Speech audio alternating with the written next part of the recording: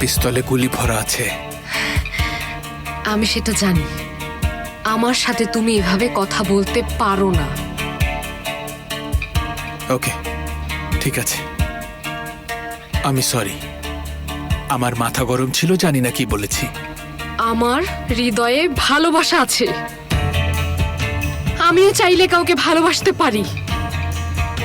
এটা আমার দুর্বলতা না। কখনো আমার ভালোবাসাকে কখনো ছোট করবে না সদরুদ্দিন, তাহলে তোমার জন্য ভালো হবে না। আচ্ছা, প্লিজ এখন পিস্তলটা নামাও, আমরা কথা বলি। পিস্তলটা নিচে নামাও।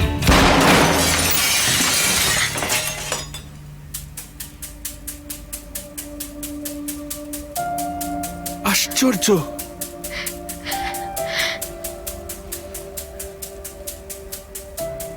আরে পাগল হয়ে গেলে নাকি তুমি? আমাকে মেরে ফেলতে তুমি? এটা কি করলে তুমি? আমি মরে যেতাম। এই ট্রিগারটা অনেক sensitive. Rebecca madam, mister Sadruddin আমাকে শেখাচ্ছে কিভাবে পিস্তল চালাতে হয়।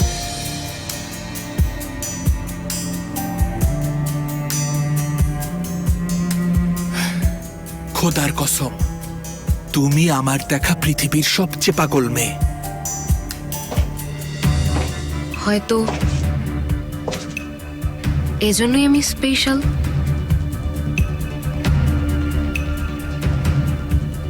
আমি যা বলেছি তার জন্য আমি সরি।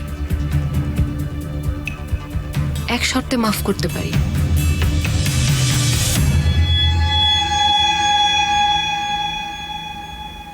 কি শর্ত?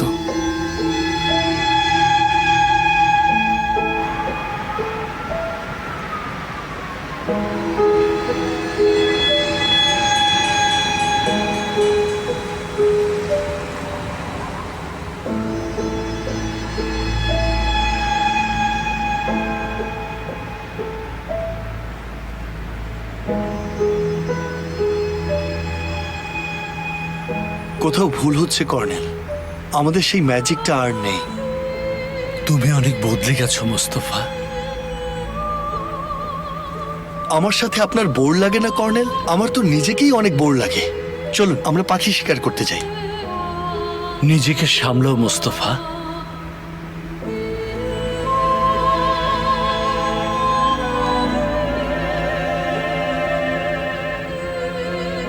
আমাকে কি সারা জীবন ধরে সবাইকে খুশি করেই বাঁচতে হবে কর্নেল? আমি ভুল করতে চাই, রাগ করতে চাই, মন ভাঙতে চাই, কিন্তু সবাই এটা মানতে পারে না কর্নেল। এটা তোমাকে মানায় না। সবাই আসলে আগের মোস্তফাকে ভালোবাসে। এগুলো সব মানুষের তামাশা কর্নেল। প্রথম, দ্বিতীয় আর তৃতীয় সবগুলোই তো আমি। হ্যাঁ, তাহলে আয়শাকে আর দুঃখ দিও না।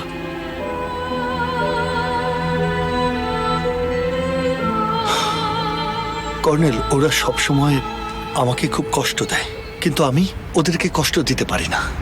এটাই সত্যি মোস্তফা। আমরা কষ্ট পাবার জন্য জন্মেছি বাবা, কষ্ট দেওয়ার জন্য নয়। আপনি একটা মিথ্যাবাদী কর্নেল।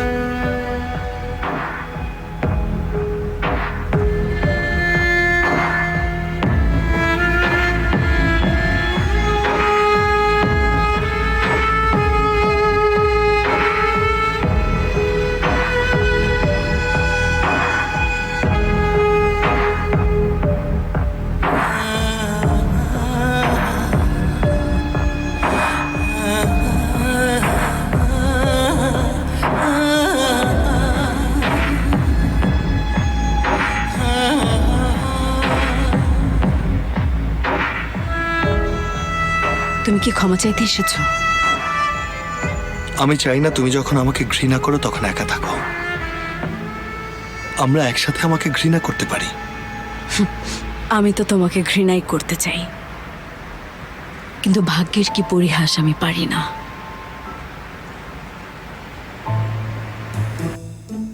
কাপুরুষের মতো লুকিও না।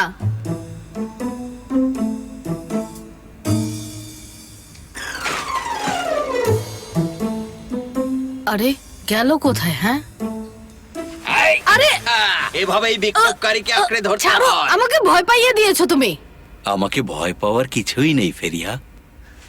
আর শোনো, নেক্সট সামারে আমরা তো বিয়ে করছি ইনশাল্লাহ। আচ্ছা শোনো, আমার বিয়ের ব্যাপারে একটা ভয় আছে। আসলে মানে সবারই তো কোনো না কোনো বিষয়ে ভয় থাকে। আস্তে আস্তে করে সব ঠিক হয়ে যাবে। আচ্ছা ঠিক আছে, দেখা যাবে, কিন্তু প্লিজ এখন এই টপিকটা বন্ধ করো, আর ভালো লাগছে না। আচ্ছা আচ্ছা, আর বলবো না। ঠিক আছে। শ্, আমার জানা ছিল না কাছ থেকে তুমি আসলে এতটা ভয়ঙ্কর। মানে? তুমি জানো না, তোমার চোখের মণি কালো, যেন দুইটা গভীর কুয়া। মনে হয় আমি ডুবে যাব, সেখান থেকে আর কোনোদিন আমি উঠতে পারবো না। সত্যি। নাইস, রোমান্টিক তাই না? একদম। তুমি এত কাছে আসলে আমি তোমার হার্টবিট শুনতে পাই। তুমি কি সেটা বুঝতে পারো? হ্যাঁ, আমার হৃদয় তোমার জন্য একটু বেশি অস্থির হয়ে থাকে। কিন্তু তোমার মুখ তো আরো বেশি অস্থির হয়ে গেছে, দেখে তো একটু। হ্যাঁ, অনেক অস্থির। তুমি সিরিয়াস? হুম। আচ্ছা শোনো, একটা কথা আছে তোমার সাথে, বিষয়টা অনেক গুরুত্বপূর্ণ। তোমার সাথে আলোচনা করে ঠিক করতে হবে। বলো, কি বলবে? ওই যে মায়ের সাথে দেখা করার ব্যাপারটা অনেক আগ্রহ নিয়ে অপেক্ষা করে আছে। ওফ, আমি কি বলছি আর তুমি কি বলছো? আমার মাথায় কিছুই ঢুকছে না। আচ্ছা শোনো, মানে সেখানে আমরা যাব, তাদের দোয়া নিয়ে আমরা চলে আসব, আর কিছুই তো করতে হবে না। ঠিক আছে? ঠিক আছে তো? হ্যাঁ হ্যাঁ হ্যাঁ, আচ্ছা তুমি যা চাও তাই হবে, ঠিক আছে? কি যে করে না। যাও যাও।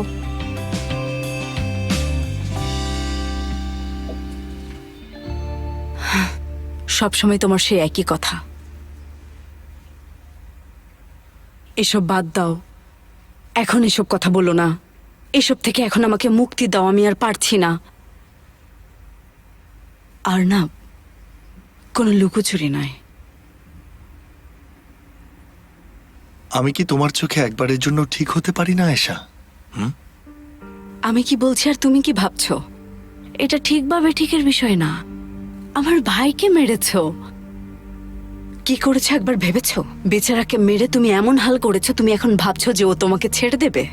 ও আয়েশা, কত ডাক্তার, কত ইঞ্জিনিয়ার, কত সাহিত্যিক আসলো গেল, তাতে কি হলো? আমাকে গুরুত্ব না দিয়ে তুমি এটাকে ফান মনে করছো। শোনো আয়েশা, যেটা সত্যি সেটা তো বলতেই হবে, আর আমার নীতি আমার কাছে। তাহলে তো হলোই। তুমি এখন তোমার নীতি নিয়ে থাকো। তোমরা একে অপরের দিকে পিস্তল তাক করে থাকবে আর আমি শুধু দেখব। আমি কিন্তু বাজিও ধরতে পারি। কে আগে মারতে পারে? আমার ভাই আগে নাকি আমার প্রেমিক আমার ভাইকে গুলি করবে? পাগলের মতো কথা বলো না, এখানে কেউ কাউকে গুলি করবে না। তুমি না বুঝতে পারছো না মোস্তফা, তুমি কিন্তু একটা বিষধর সাপের লেজে পা দিয়েছ। আমার না এখন মনে হয় আমি হয়তো মোস্তফার দিকে তাকিয়ে আছি, কিন্তু আমার ভালোবাসার মানুষকে দেখতে পাচ্ছি না। আমি অনেক খারাপ হয়ে গেছি, তাই না? আয়নার সামনে গিয়ে দাঁড়াতে পারো।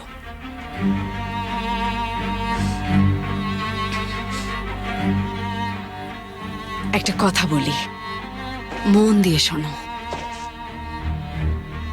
এই দুনিয়া তোমাকে নতুন এক মোস্তফা কারেল বানিয়ে দিয়েছে। যে মোস্তফা তার অতীতের সব প্রতিশোধ এখন নিচ্ছে, এটা স্বীকার করো। তুমি তো এখন ক্ষমতাধর, তাই সবার চোখে ভয় দেখতে তোমার মজা লাগছে। আমরা সবাই জীবনে কিছু না কিছু হতে চাই, আমরা সবাই। আর এটাই হলো মানব ধর্ম। তুমি জন্মাও, বড় হও, বদলে যাও, মারা যাও।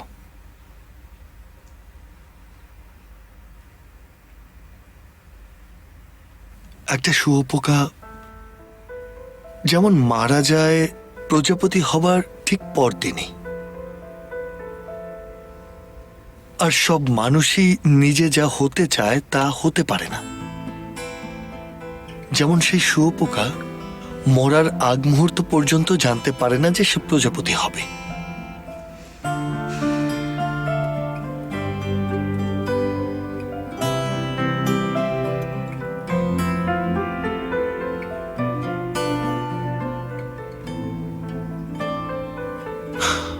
আচ্ছা, বাদ দাও। তোমাকে আমার কিছু বলার আছে। কি?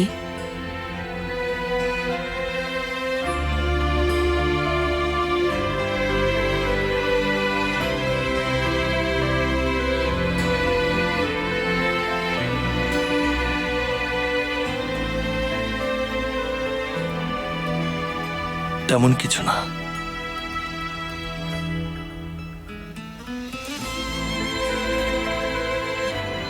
তোমার চেয়ে ইম্পর্টেন্ট আর কোনো কিছু নিশ্চয়ই না আমার জীবনে। তোমার চেয়ে মূল্যবান আর কোনো কিছু থাকতে পারে না আয়েশা, বুঝতে পেরেছ? তাহলে তুমি এরকম কেন করছো? কেন শুনছো না আমার কথা?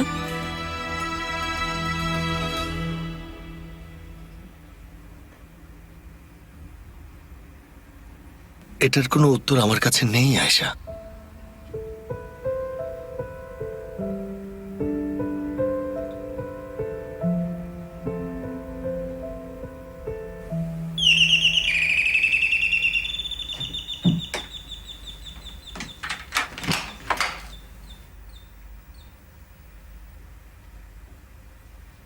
ক্ষমা চাইছি এত রাতে ডিস্টার্ব করার জন্য।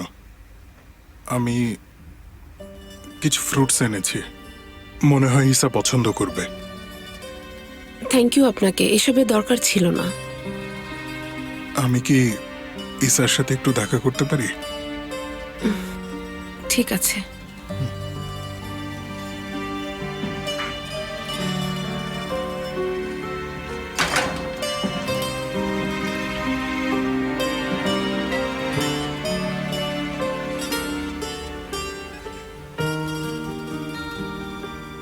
আগের চেয়ে একটু ভালো? একই। বাবা,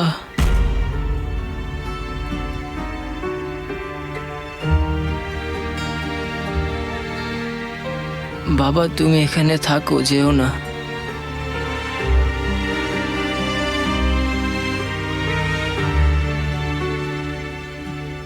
যাচ্ছি না বাবা, আমি আছি।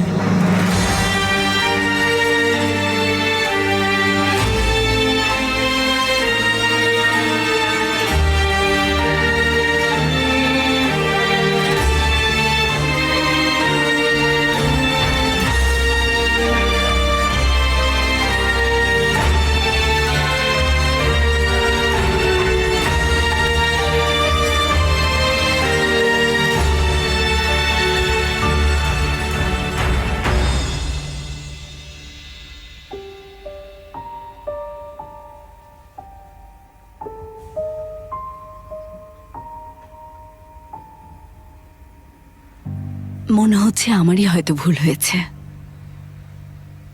ভাবছি যে তোমার জায়গায় আমি থাকলে হয়তো এটাই করতাম।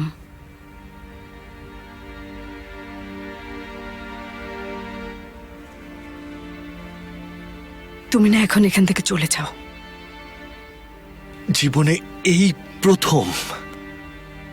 প্রথম মনে হচ্ছে আমার জন্য কারো পাশে থাকা উচিত আয়েশা। তোমার চেয়ে তো আমার পাশে তোমাকে বেশি দরকার। আমার পাশে থাকা তো তোমার দায়িত্ব। তুমি ছাড়া আমাকে আর কে আগলে রাখবে? আমার যদি কখনো একা ফিল হয় আমি কার কাছে যাব তুমি বলতে পারো? ওরা এটা হতে দেবে না আয়েশা। ওরা কারা? তুমি বুঝবে না আয়েশা। যখনই আমার মনে হয় আমার কাজ শেষ, তখনই ওরা আবার আমাকে ওই ঘন অন্ধকার পথে টেনে নিয়ে যায় আয়েশা।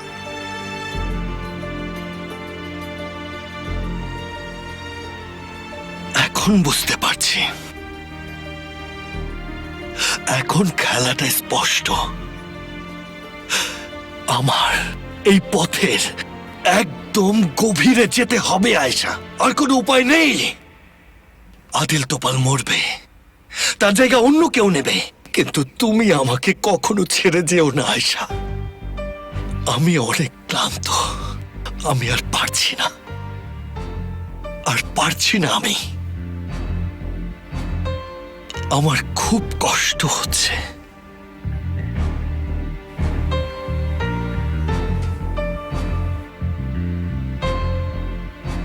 ঠিক আছে,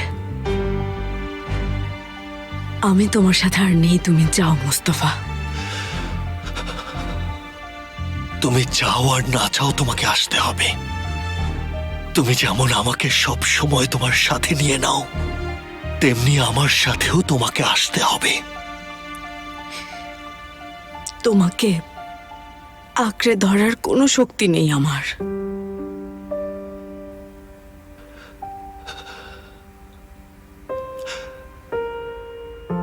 এখানেই মনে হয় আমরা ভুল করছি। ভালোবাসায় শক্তির প্রয়োজন নেই, শুধু নিজেকে সঁপে দিতে হয়।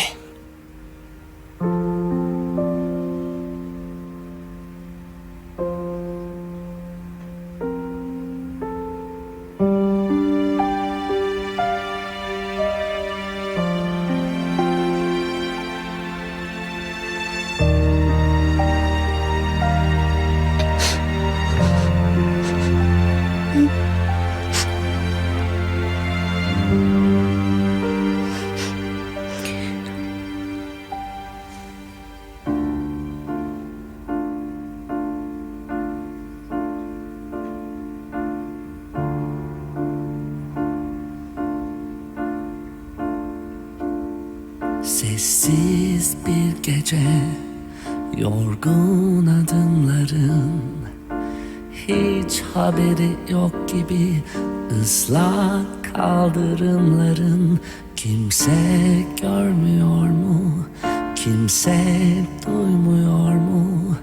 Durup önünde kalbinin kimse durdurmuyor mu? Herkes gider mi? Herkes gider mi? Söyle bana küçük adam, her şey biter mi? Çok erken değil mi? Erken değil mi? Söyle bana küçük adam, herkes gider mi?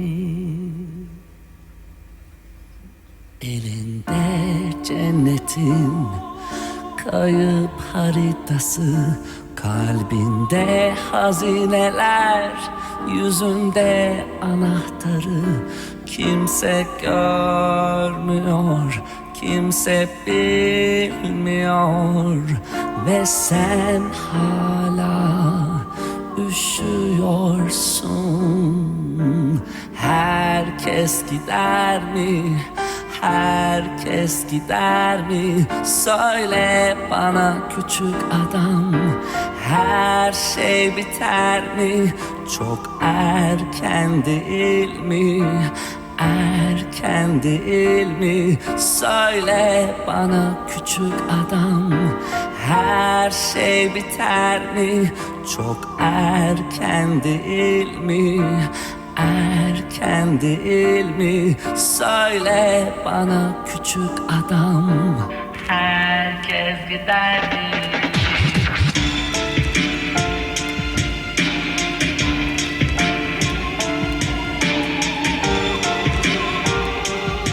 Hala yalnız mısın? Sadece özgür. Peki mutsuz? Sadece alışmış. Peki ya aşık? Sadece eksik. Peki ya sen? Hala bekliyor musun? Beklemek, şimdi hiç duymayan birine dünyanın en güzel şarkısını söylemek kadar anlamsız. Peki ya umut? Umut Şimdi hiç görmeyen birine gökkuşağını anlatmak kadar zor ve imkansız. Herkes gider mi? Herkes gider mi? Söyle bana küçük adam, söyle bana küçük adam. Çok erken değil mi? Erken değil mi? Söyle bana küçük adam, söyle bana küçük adam. Yağmur diner mi? Yağmur diner mi? Söyle bana küçük adam, söyle bana küçük adam. Herkes gider mi? Her şey biter mi? Söyle bana küçük adam, söyle bana küçük adam. Yağmur diner mi? Yağmur diner mi? Söyle bana küçük adam, söyle bana küçük adam. Herkes gider mi?